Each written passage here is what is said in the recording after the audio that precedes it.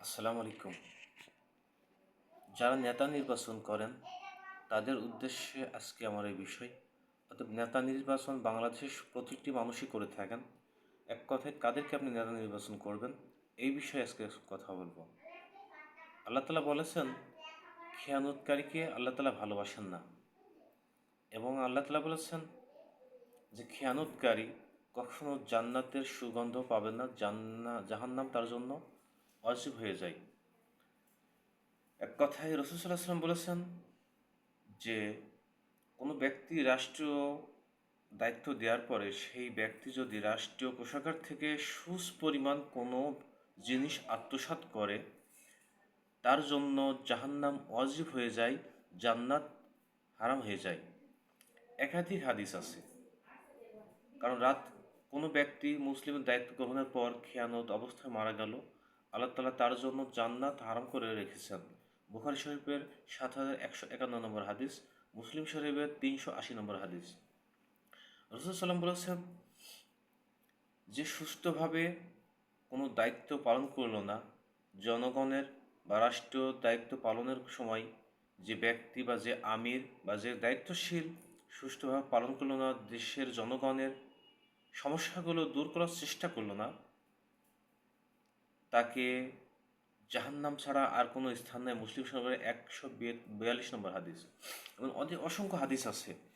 এখন আমরা যাদেরকে রাষ্ট্রীয় ক্ষমতায় দিই বা নেতা নির্বাচন করি, সংসদীয় আসন বা এমপি মন্ত্রী বানাই, একটু হিসাব করুন তো, যাদেরকে আমরা বা আপনারা নির্বাচন করে দায়িত্ব দেন বা বিগত বছর যাদেরকে দিচ্ছেন, তারা কি দেশে দুর্নীতি করে নেয় এমন কোনো প্রমাণ করতে পারবেন? আপনি যাদেরকে নেতা মানেন বা আপনারা যাদেরকে নেতা মানেন, তারা কিন্তু দেশে দুর্নীতি করে নেয়, রাষ্ট্র সম্পদ নষ্ট করে নেয়, আত্মসাৎ করে নেয়, এমন কি গ্যারান্টি দিতে পারবেন?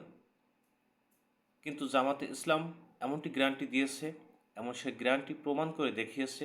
রাষ্ট্রের সম্পদ একটি টাকাও তারা দুর্নীতি করে নাই, বরঞ্চ রাষ্ট্রীয় দায়িত্ব পালন করে যে অর্থ মানে বেঁচে থাকতো বা খরচ হইতো না, সেগুলো রাষ্ট্র কোষাগারে আবার তারা ফেরত দিত বা জমা দিত।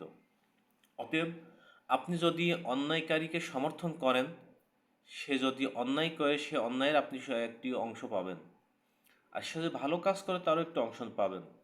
অতএব আমি এই জন্য বলতে চাচ্ছি, যারা রাষ্ট্রীয় দায়িত্ব পালনের ক্ষমতা রাখে বা ক্ষমতায় যেতে চায়, তারা যদি দুর্নীতি করে, এমন কোনো ব্যক্তিকে আমি আপনি সমর্থন দিতে পারি না।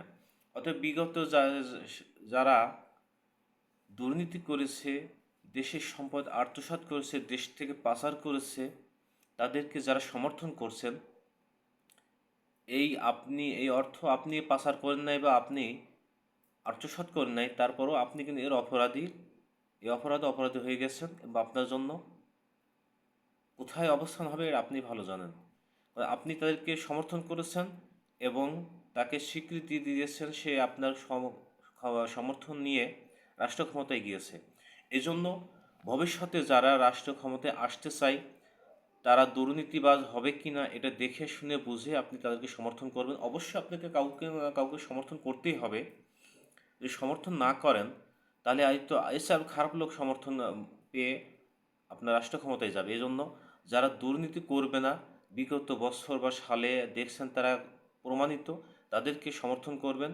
ইনশাল্লাহ দেখবেন তারা একটি টাকাও রাষ্ট্রীয় বা জনগণ সম্পদ চুরি করবে না, এবং তারা আত্মসাৎ করবে না, দেশের টাকা পাচার করবে না। তাদেরকে আপনি সমর্থন করবেন, দেখবেন এর জন্য আপনি সওয়াব পাবেন। যদি তারা আপনার ম্যান্ডেট নিয়ে বা সমর্থন নিয়ে ক্ষমতায় যায়, দেশের সম্পদ যদি তার চুরি না করে, অন্যায় কিছু না করে, এক কথায় সামগ্রিকভাবে যদি তারা অন্যায় কিছু না করে, আপনিও এর একটু অংশ পাবেন। আর যদি তারা আপনার সমর্থন নিয়ে অন্যায় কিছু করে, এমন কোনো ব্যক্তিকে আপনি সমর্থন করলেন যে আপনার সমর্থন নিয়ে সে ক্ষমতায় যে অন্যায় কিছু করলো, চুরি করলো বা অন্যায় কিছু করলো, অন্যায় কিছু করলো, তাহলে আপনি তার অপরাধী হয়ে যাবেন।